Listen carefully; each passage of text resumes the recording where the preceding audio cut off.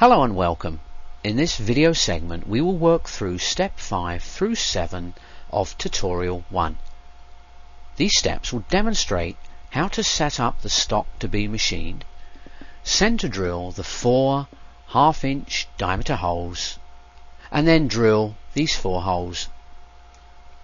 On the screen is the completed geometry for tutorial 1. To start, I'm going to display the Toolpaths Manager by selecting Alt-O on my keyboard. To extend the Toolpaths Manager, select the right bar and move it to the right. Previously, I'd set up my machine type mill as the default. I'm just going to move over now and select Screen Fit.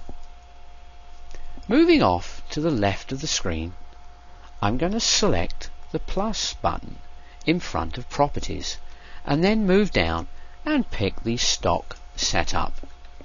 The first thing I'm going to do is set up the sizes of the stock.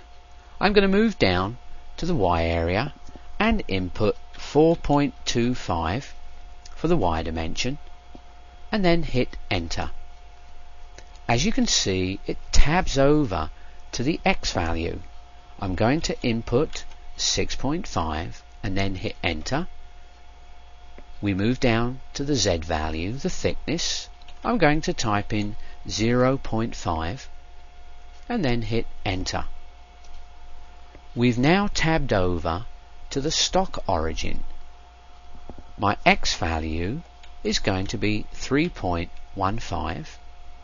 I'm going to hit Enter and accept 0 for the Y and Z. Moving up to the shape area, you can see I have it set to rectangular.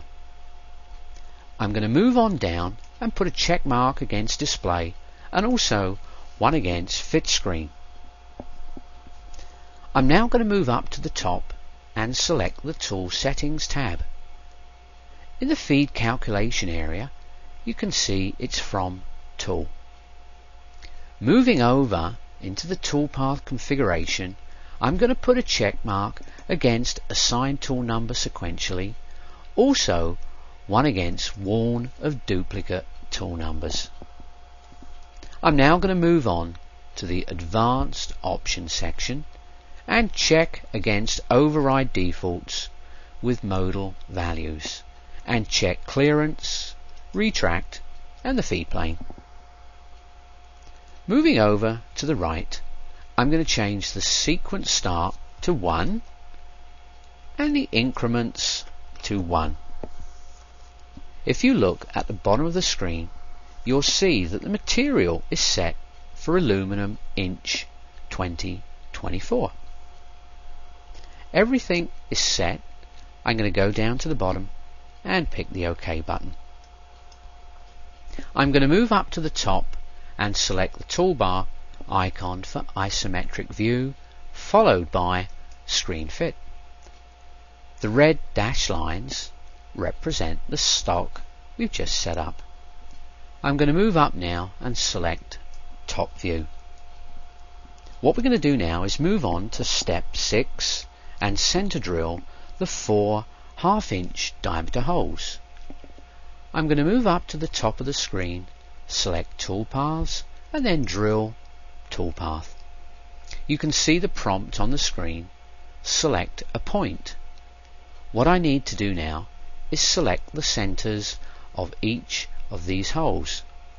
I'm going to start with the left hand hole at the top, and as you can see I'm about to snap to the center. I'm going to click my left mouse button to select, move over, move on down to the bottom and select the remaining holes. I'm going to move over now to the drill point selection dialog box and pick OK. I'm going to move over into the white space and select my right mouse button and then make sure View is set to Details. Moving on down to the bottom left hand corner, I'm going to hit the Select Library Tool button and move over to the right and take the check mark off of filter and review the tools available to us. At the start we have some center drills, spot drills. If I scroll down, we've got drills, taps and end mills. I'm going to move back up to the top, and what we require is a 1/2 inch diameter center drill. I'm now going to select the OK button. On the tool parameters page, tool number 1, I'm going to change the offset to 1. Moving on down to the comment section, I'm going to type in center drill 4 holes. Everything's complete on this page. I'm now going to move over to simple drill, no peck. First thing I'm going to do is turn the clearance on. It's set to absolute and the value is 2 inches. Moving on down, I'm going to put a check mark against use clearance only at the start and end of operation. My retract is in absolute, set to 0.1, that's good. Top of the stock is 0, and that's also an absolute. Depth is an absolute, and I'm going to set this to minus 0.15. Everything looks good now, so I'm going to go down to the bottom and pick the OK button. Let's move on now to step 7. We're going to drill the 4 1/2 inch diameter holes. Again, I'll select toolpaths and then drill toolpath. We're confronted with a prompt, select to point. But instead of picking each individual circle, I'm going to move over to the drill point selection dialog box and select last. Mastercam has successfully picked the last 4 points from our previous operation. I'm going to go over and select the OK button. I'm now going to select the Select Library tool and then move on over to the right and pick the Filter button. Moving over to the left, I'm now going to select the None button to disable any previous tool selections. I'm now going to move up into the tool type area and select drill. Moving over to the right in the tool diameter section, I'm going to select the drop down, and we have a series of different options here. Ignore, equal, less than, greater than, between. I'm going to keep it set to equal and leave the value at 0.5. I'm going to hit the check mark and our 1/2 inch drill has been filtered out. I'm going to select it and then pick OK. Tool number 2, I'm going to change the offset to 2. Moving on down to the comment, I'm going to type in drill